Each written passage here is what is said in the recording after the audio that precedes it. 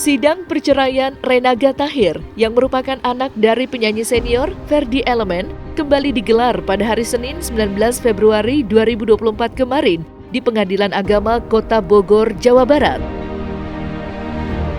Sayangnya, pada sidang yang beragendakan mediasi itu tidak dihadiri oleh Renaga Tahir yang hanya diwakili oleh kuasa hukumnya saja. Sontak dengan mangkirnya Renaga, Della pun turut menyuarakan kekecewaannya lantaran putra dari Ferdy Elemen itu tak hadir dalam persidangan kedua mereka. Lebih lanjut, Della juga menunjukkan bukti video yang memperlihatkan sang suami yang kedapatan tengah dugem hingga larut malam sehingga tak hadir dalam sidang.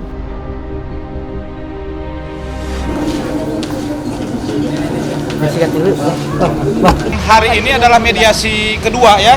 Yang dinyatakan kemarin tuh sebenarnya Renaga akan hadir, tapi ternyata tidak hadir hari ini juga. Tetapi ternyata hari ini diwakili oleh PH-nya ya yang hadir, tetapi Renaga tidak hadir. Nah, akhirnya sidang ini kan tidak sesuai karena prinsipalnya tidak hadir semua ya. Salah satunya tidak hadir, sedangkan klien kami Della hadir dengan kondisi yang sakit dan anak dari klien kami pun sakit gitu ya. Kita paksa untuk supaya hadir, yang akhirnya sidang ini akan dilanjutkan sampai tanggal 4 Februari. Ya, 4 Maret, sorry ya, 4 Maret untuk pelaporan mediasi terakhir seperti itu. Ada kegiatan, kebetulan ada kesibukan yang nggak bisa ditunda ya. Oke. Jadi nanti ketiga datang atau enggak nih? Insya Allah kami upayakan. Cewek ya, kan dia bilangnya dia mau datang gitu. Yang jelas-jelas dia kondisinya juga lagi sehat. Semalam juga saya tahu dia lagi di mana, lagi ngapain. Lagi ngapain tuh semalam itu? Lagi dugem. Karena kami harap dari pihak sana, pihak Renaga itu betul-betul dihadirkan Renaganya. Ya, tadi kan PH-nya hadir tuh ternyata ya. Renaga kan pakai PH akhirnya.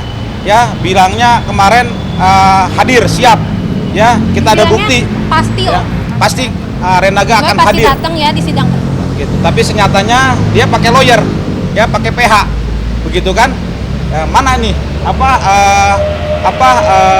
tanggung jawab lah dan atau gentleman-nya sebagai laki-laki gitu untuk menghadiri langsung gitu loh agar ketemu. Dan bahkan maaf ya, kami sampaikan Kay pun ini sedang sakit dan Kay nggak bisa lepas dari klien kami Della, dan sekarang pun ada di parkiran ya.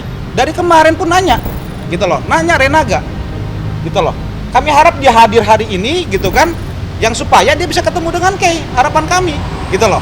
Nah, tapi nyatanya nggak hadir. Ya, yang pasti kami apapun tawaran dari mediasi pihak tergugat Renaga dan PH-nya kami tidak akan terima.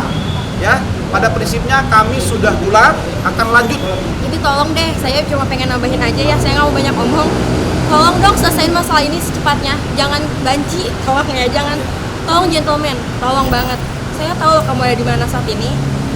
Pulangnya pun saya masih bisa nemuin dia di tempat itu gitu. Jangan menjauh, kita bakal nemu kok jejak kamu dimanapun itu. Tolong temuin anak kamu lagi sakit, tolong kasih perhatian lebih.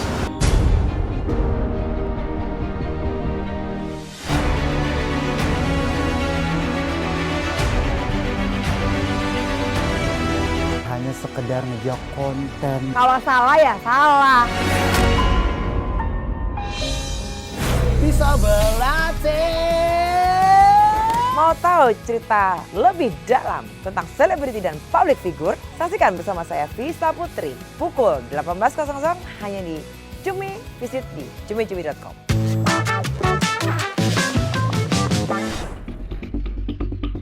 Terlepas dari sidang yang hanya dihadiri oleh pihaknya, pada kesempatan kali ini, Della juga menyebut salah satu alasan kuatnya menggugat cerai Renaga Tahir. Dalam penuturan yang disampaikan olehnya, Della mengaku jika perpecahan dalam rumah tangganya terjadi lantaran adanya perselingkuhan yang dilakukan oleh sang suami. Sebagaimana hal itu dikuatkan pula oleh segelintir bukti yang diserahkan oleh Della sebagai bentuk penguatan fakta perselingkuhan yang sempat ditepis oleh pihak kuasa hukum dari Renaga Tahir. Pada prinsipnya kami membantah itu semua. Kita mengarah kepada mediasi untuk mengambil langkah supaya ke depan ini bisa berjalan lebih baik. Itu aja. Jadi gugatan itu kita bantah. Silakan dibantahnya di pengadilan aja, jangan dibantah di media. Kan gitu, di persidangan aja. Gampang kok, buktikan aja omongannya mereka seperti apa. Kan gitu ya. Jadi jangan di media, jangan kayak kemarin-kemarin ngomongnya. Dan kita tahu kok dalamnya mereka, balas kita tahu. Ya, yang mereka ngomong katanya dalamnya kita. Ya, dalamnya mereka itu bukan ada di kita. Udah kita keluar dari kita gitu loh. Ya, jadi jangan akhirnya malah di media gitu loh. Silakan nanti di persidangan aja. Buktikan itu semua. Itu kan haknya pihak sana ya untuk membantah apapun, silakan saja. Kalau kami kembali kepada prosedural hukum yang ada, ya bukti-bukti yang ada. Kalau memang memenuhi unsurnya, ya kita lanjutkan. Dan dia kalau misalkan mau bilang tentang yang ngebantah semua tuduhan-tuduhannya, ya udah buktiin aja dengan fakta juga dong. Kalau mau ngebantah, jangan cuma ngomong-ngomong doang. Saya bisa bilang kayak gini karena cewek-ceweknya sendiri juga bilang ke saya, ngasih bukti-buktinya. Jadi kalau misalkan dia mau bantah, silakan bantah dengan bukti juga. Karena kan mereka selalu nyangka nih, mana dong tunjukin buktinya. Ya aku kan ngejaga-jaga juga buktinya. Beberapa ada yang kita tahan ya Om. Iya. Yang ya aku kasih dikit-dikit aja gitu-gitu. Cuman dia terus-terusan buktiin, ya udah tuh saya buktiin, saya naikin dikit-dikit. Agak gelap dia karena malam itu kan.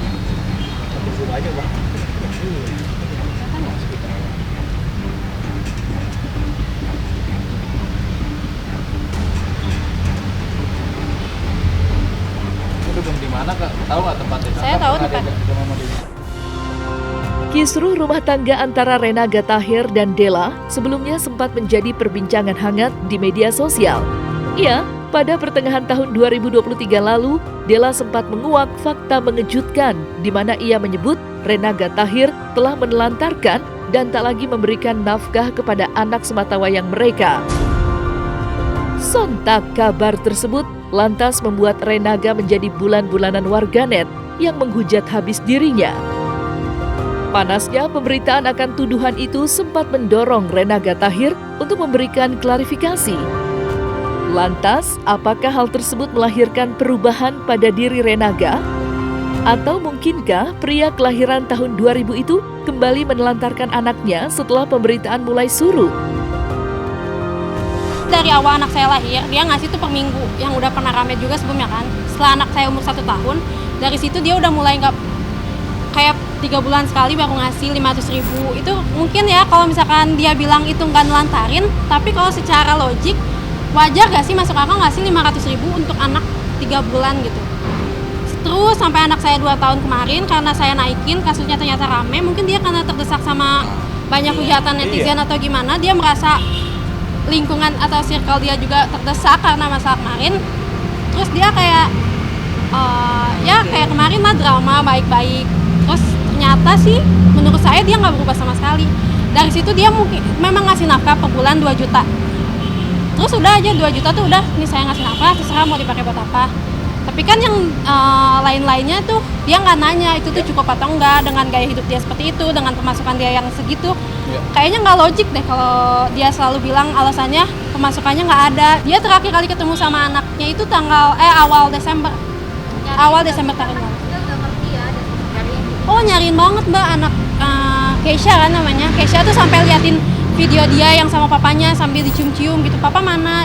Kan aku bilangnya paling papa kerja gitu. Karena kan saya dari awal nikah juga kan udah pisah rumah. Ya pokoknya dari situ lah. Berarti udah berapa lama pisah rumah kok? 2 tahun lebih. 2 tahun lebih. Kalau misalkan kemarin dia bilang kita nggak pisah, itu sebenarnya ya gimana sih, saya tuh cuman 3 hari di rumah dia, 3 hari di rumah saya gitu. Jadi kayak cuman nginep aja gitu, nggak yang benar-benar kita tinggal bareng. Nggak ada. Dari awal saya ketika kemarin kasus naik itu, saya bilang kalau misalkan memang kamu benar-benar niat perbaiki, ya udah gimana kalau kita mandiri gitu. Nggak apa-apa di mana aja, saya nggak nuntut dia harus beliin saya rumah, enggak gitu. Kontrak yang biasa-biasa juga saya nggak masalah. Yang penting maksudnya saya nggak ngerepotin keluarga kamu nggak ngerepotin keluarga kami gitu. Jadi mandiri lah gitu. Tapi nggak ada.